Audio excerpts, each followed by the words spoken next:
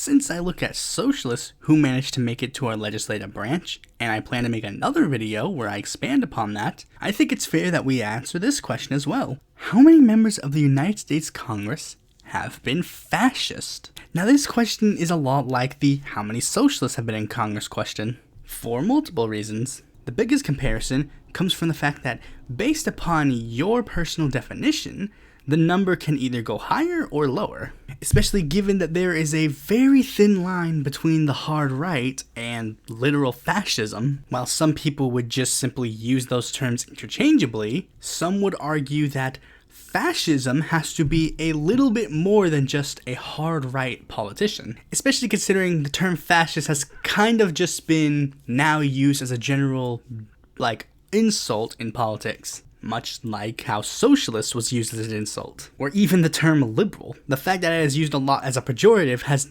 technically watered down the meaning to the point where people literally will argue that Joe Biden is a fascist.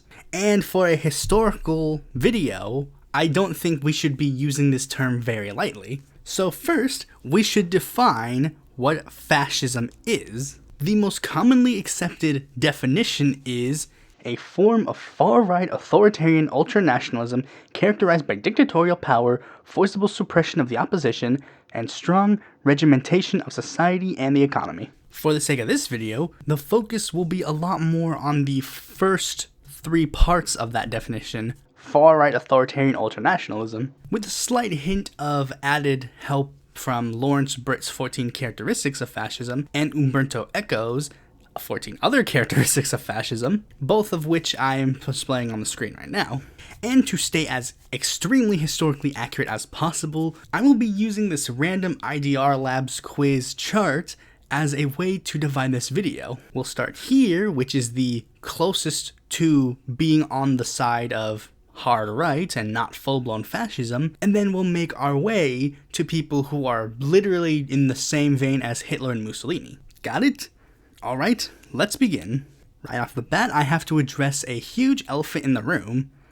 Do people like Madison Cawthorn, Lauren Boebert, Tom Cotton, Matt Gaetz, and Josh Hawley count as fascist, or are they just hard right? We hear a lot of people call them the F word. Not that one, but that one too. I guarantee you even I've called them a fascist at one point on Twitter because, that's just how it is. But to be technical, they could just basically be really hard right. But they definitely do seem to teeter on that line.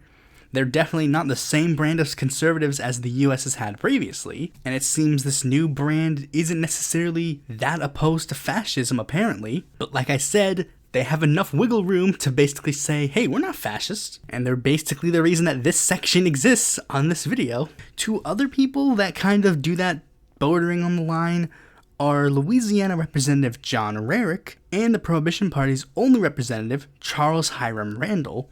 Rarick was notably far-right during his tenure. My piece of evidence for him would be when he opposed a bill that would give Washington, D.C. the ability to govern itself because it could have potentially lead to black Muslims to govern the city. That is a really, really fascistic kind of thing to do. He tells a group of people that they cannot govern the specific area and will take away those rights to be able to govern themselves. Randall, on the other hand, to be honest, he's kind of the closest thing from not being a fascist in this video. But one thing of note is that he did be part of an alliance with the KKK's short-lived independent party, the American Party, and while the KKK wasn't neo-fascist until the Fourth Klan, wanting to turn the United States into basically a white ethno-state governed by religion kind of does warrant maybe fascistic-minded. Speaking of the KKK, this is the next section. All of the Klansmen that were elected to the United States House and Senate.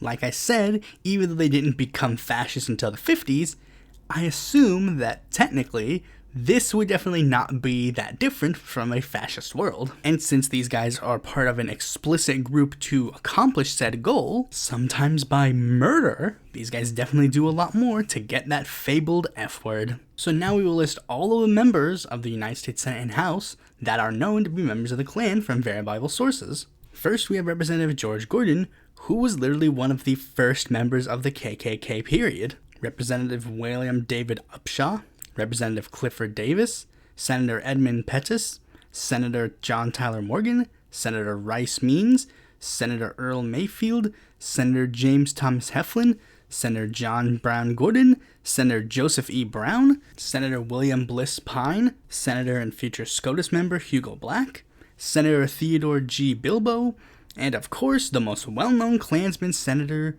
Robert Byrd. Now that's quite the number of Klansmen, but here's the thing, those are the ones that we know. There's a good chance that there are a lot more that we don't know of. I mean, the reason why they have the stupid ghost costumes was to hide their identity. These are just the ones who were brave enough to admit it. Now, the last section that is going to talk about people who might not count as fascists in the traditional sense, we must rehash the Wilmington Insurrection. For those who have no clue, I already made a video on the subject, but to summarize, a bunch of white supremacists committed a coup to overthrow a prominent black town. Despite the fact that this was the only successful coup on US soil, and it happened in my home state, I didn't learn about this until I was 20. And unfortunately, a lot of the people that ended up helping or actually just doing the coup ended up getting some of the highest honors a Carolinian can get. Benjamin Tillman was a senator from South Carolina who called for the coup to happen. Cameron A. Morrison was an NC rep who warned the governor while he was escaping, "Hide in your luggage or my buddies will lynch you." Representative Thomas Jordan Jarvis was a former Confederate captain who led the charge. Representative John Dillard Bellamy was quoted by an opponent walking into the House chambers cheerfully to his seat over broken homes, broken hearts, disappointed lives, dead husbands and fathers, the trampled rights of freedmen, and not one word of condemnation is heard. Representative William Walton Kitchen and his brother, Representative Claude Kitchen, who had held prominent rallies where he stated, "We cannot outnumber the Negroes, and so we must either out-cheat, out-count, or out-shoot them." Senator Furnifold Simmons, who chaired the Democratic Party, funding the whole thing, and Representative Alfred Moore Waddle, who was technically the leader of the actual coup. And this is where we've officially stopped being near the line, and we're now treading into actual fascist territory. First, we'll start off with Larry McDonald. He's listed as the furthest right Democrat in between his 1937 and 2002 period. He had an extremely staunch anti-communist sentiment and wanted the US to revert back to a time period pre-40s. Also, apparently, he feared that communists were taking over the United States so much that he actually technically formed his own deep state. That's definitely a little bit iffy. Next up, we have John G. Schmitz. He was also a pretty prominent far-right congressman, but so much so that he was actually booted out of the John Birch Society for his extremism.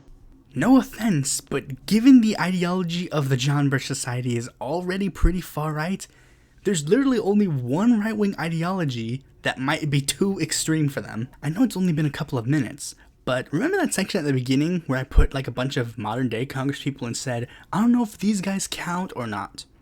Well, here are two people who were originally in that section, but have been bumped all the way up to here. Said two congresspeople are Paul Gosar and Marjorie Taylor Greene. They had just enough wiggle room until they literally made appearances at AFPAC. I mean, where you get to the point where you're going to like groups that are literally like white supremacist fascists, you kind of stop towing the line between hard right and fascism. The anti-Semitic conspiracy theories and the like videos of them wanting to kill congresspeople who are people of color doesn't really help either. But to round out this section, I saved the best for last. Jontron's favorite congressman, Steve King, who had been openly well known for being aligned with fascists during his House tenure and even afterwards. Remember that AFPAC? King was the only person who was openly saying, I'm going.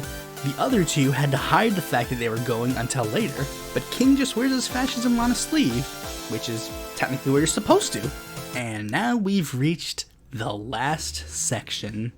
For everyone else in this video, you could technically make an argument, but this section, there are no ifs, ands, or buts. These people are all caps fascist. First, we have James Traficant. Traficant was notable for me because not only did he have a decently far-right record in Congress, but he was really interested in defending Nazis from facing persecution for their war crimes. There was the infamous case where someone named John Demjanjuk was on trial for being the infamous Treblinka concentration camp guard Ivan the Terrible. Traficant made it very clear that he was on the side of people who did not think he should face trial.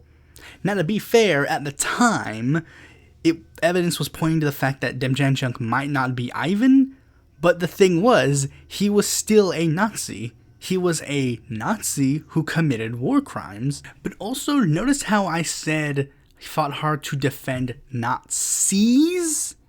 Not Nazi? Because he did it twice. When he rushed to the defense of Nazi scientist Arthur Randolph, who was going to lose his US citizenship after working for the US for 38 years. Look, defending one Nazi is too much.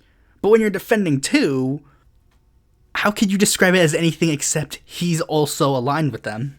Next, we have Senator Pat McCarran, who openly admired fascist leaders like Francisco Franco, and even flat out said that the lesser of two evils during World War II was Nazi Germany.